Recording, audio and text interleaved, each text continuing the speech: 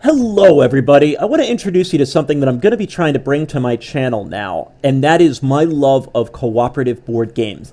I never really realized how powerful of a tool Tabletop Simulator was, and just the fact that I can now share my love of my love of board games with my friends online is so amazingly awesome to me.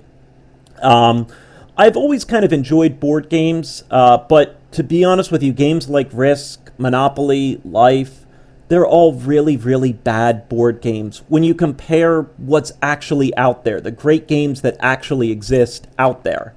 Um, and one of the things, so there's games like Carcassonne that I really enjoyed, Settlers of Catan, games that you guys, Ticket to Ride is another great one that I really enjoy.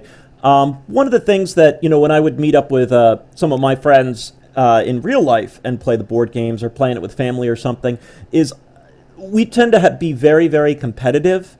And so, yes, it's a lot of fun to win, but always at the end of the night, like, you have some people leaving that you had fun. Like, no one's leaving pissed off and angry, but, like I dwell on it, right? I'm like, shit, I should have just made that trade. I should have just done that, or I should have done that, and, like, it kills me. Um, and so I still really enjoyed the board game stuff, though. I still love coming up with strategies, and that's where I kind of discovered co-op board games, which to me sounded really odd and foreign. Like, how do you go against someone? But the idea of going against the board is actually a lot of fun. Eldritch Horror, the game that I currently have up, was actually my first co-op board game ever, which I played with friends and family a couple times, and we really, really enjoyed it. When you go to these types of games, the complexity jumps pretty tremendously. There's a lot going on that you have to keep track of. It's not unusual that you accidentally miss something, you accidentally forget a rule. There's just so much going on that can often happen. But generally in co-ops, I've found that a lot of my friends anyway, don't like to cheat to win. Like, I don't want to win feeling like we cheated somehow. I want to actually win against this. And one of the really cool things of Eldritch Horror, I've taught a bunch of my friends online how to play. And every single time that I've played it online, we've literally come down to like one turn left or two turns left where we might have won or lost. So the Senevera actually mentioned just the play testing and balance testing in the game must have been really, really solid. Because there's so many times you look at the game, Eldritch Horror is like, fuck, we're screwed. There's nothing we can do.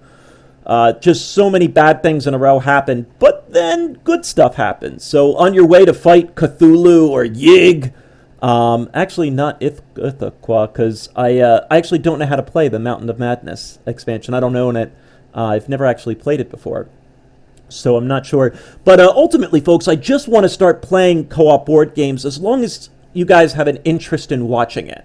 An average game of Eldritch Horror with 4 people will probably take about 3 hours or so to play. But it's just so much. I have so much fun with it. And the coolest part is it's a game of dice rolls. 4, 5s, and 6s are, or rather, I'm sorry, 5 and 6s are successes when you're doing tests. So, when you go to roll, like, everyone is zoomed in. All right, 1, 2. Yes, success, right there.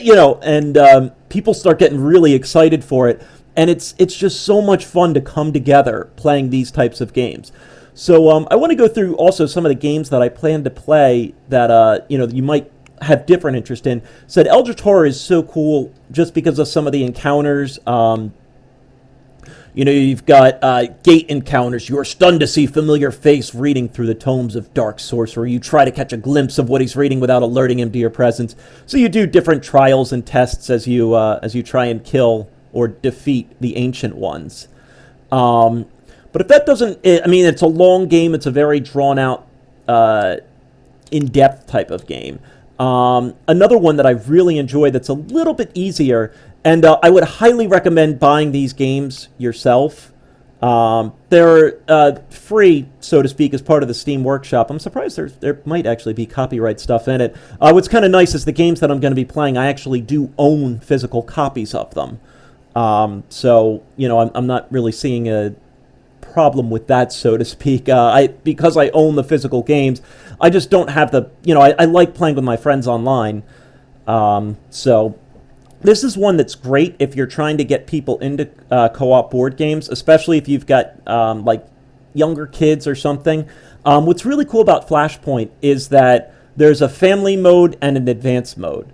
And the family mode it's a little more streamlined. Everything's a little bit more obvious as you go in and try and, save the house from the fire and save the people. And it's not difficult, so to speak. I shouldn't say that. It can be tougher to win, but there's not as much strategy in it. So it's a little bit more luck-based, as the family mode should be.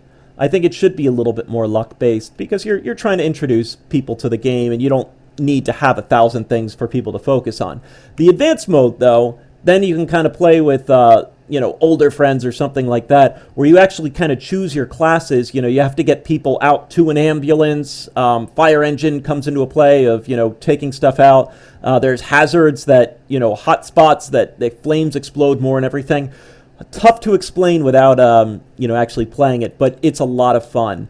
Another shorter one that's a really good time is Forbidden Desert. I picked this up for my niece for Christmas a couple years back. And Forbidden Desert's really cool. You randomize up the tiles, and then you kind of throw them out onto the table, and you build basically the Forbidden Desert. And what you have to end up doing, it's a 5x5 grid if I recall correctly, with the middle missing. Yep. So what you have to do is, you go around as your explorer, you try and explore tiles, flip stuff over. There's a whole rule system, obviously, for doing it. But ultimately what you have to do is try and build the great ship. And the way you do so, let me see if I can find an example. Obviously, in-game, this is a little more complicated. All right, here's an example. So you see, like, the up and down and the right and left. You go to where that converges, and you would spawn, or your, I guess, propeller part here, whatever that red part is, the wheel, rather, this part here.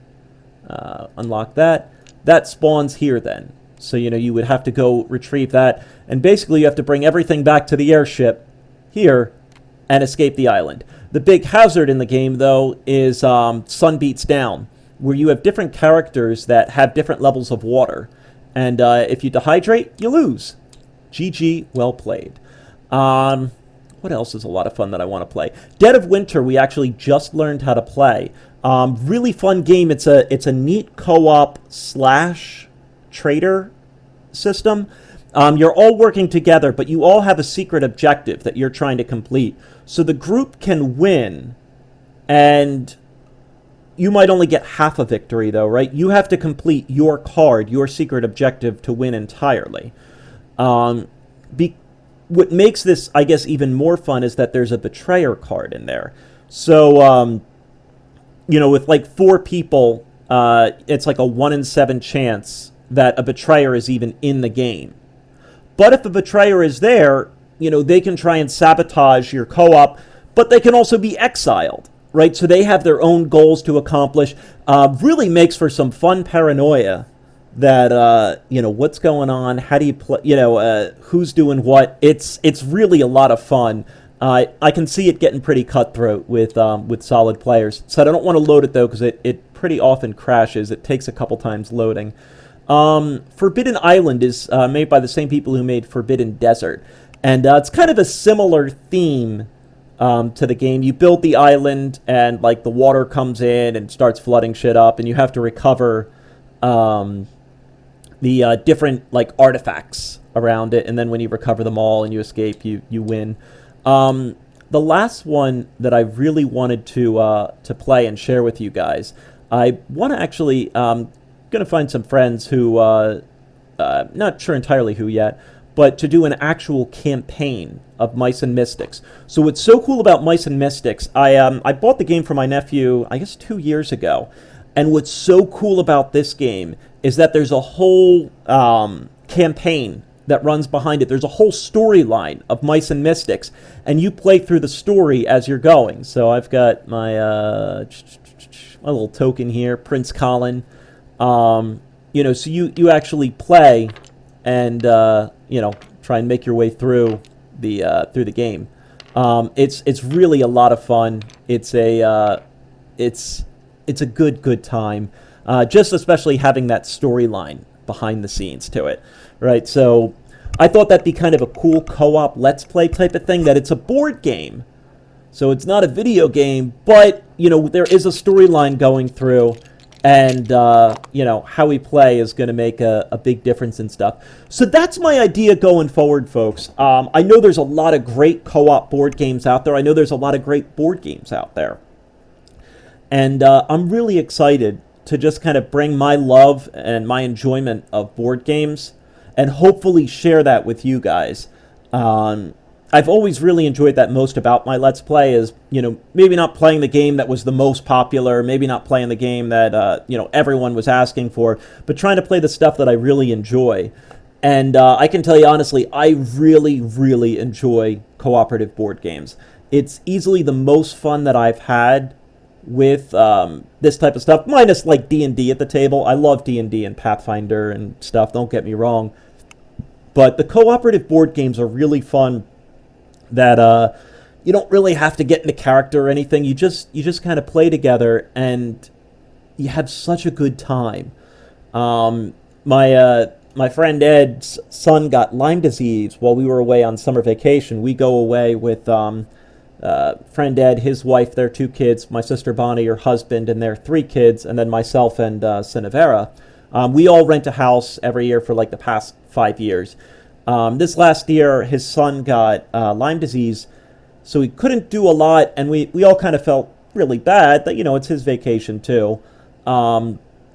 So we played a ton of Ravenloft, Dungeons and Dragons board game, and he was kind of miserable because he was sick, but I think he had a really good time with it, and I certainly did too. I had an absolute blast just being able to play, cooperative board games, and it's such a cool experience when everyone really gets into it. I can see it being kind of frustrating sitting around a table when people have like a cell phone out or something, but when you're following the game really closely, and especially like Eldritch Horror does it to you because of how close I've seen it and how bad shit goes quickly.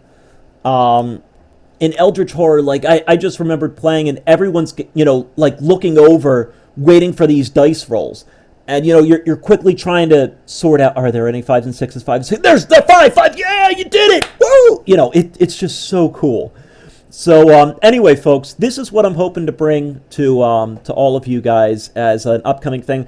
I don't have a schedule yet for it. I don't have times. I'm not sure exactly when I'll do it yet, and I do have to go over these rules with a bunch of my friends and, get everything worked out. But hopefully we can all really enjoy this together. So, as always, folks, thank you very much. I hope you're excited for this project, and we'll go from there. Thanks for watching, everybody.